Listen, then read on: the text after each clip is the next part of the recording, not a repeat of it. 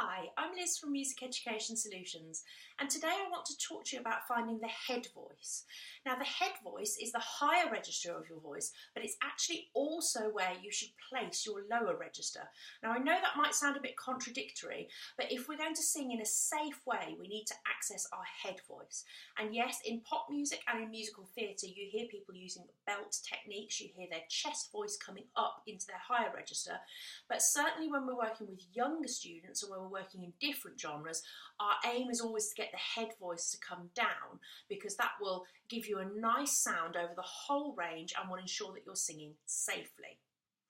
So the problems you usually encounter with people finding their head voice is that they don't hear it very often. They may be hearing pop music, they may be hearing musical theatre, all the music that is around them is quite kind of chesty and powerful.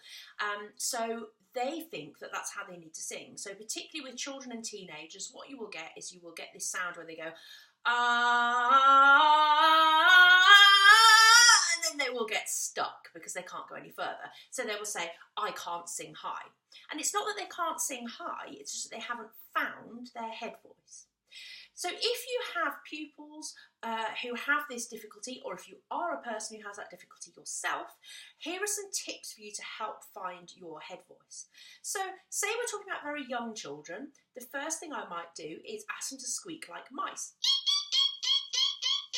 And that will show them that they can sing high because they've made that high sound. Then what we might try and do is imagine that the mouse is falling off a very, very, very, very, very high cliff. And obviously the mouse is not very happy about this, so they're going to screech. But it's going to get lower and lower and lower and lower and lower and lower and lower as they hit the ground. So we're going to get this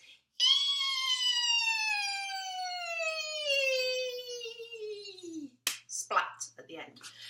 So that shows them that they can go from a high sound into their lower register.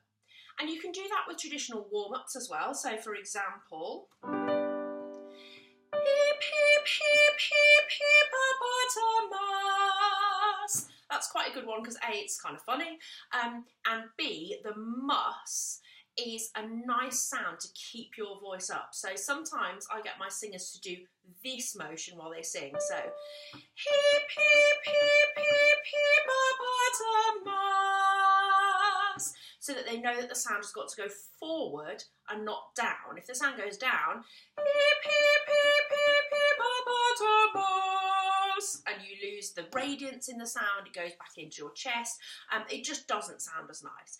So we can start with hip, hip, hip, hip, hippopotamus, and then go down, hip, hip, hip, hip, hippopotamus, and so on and so on and so on, keeping everything on the level that the top note was. So in effect, the best way to find your high register is to start high and move down, rather than starting low and moving up. And of course, that's almost the opposite of what we traditionally do with our warm-ups. The warm-ups tend to start down here and progress up. But for our higher register, for those who can't access the high register, better to start high.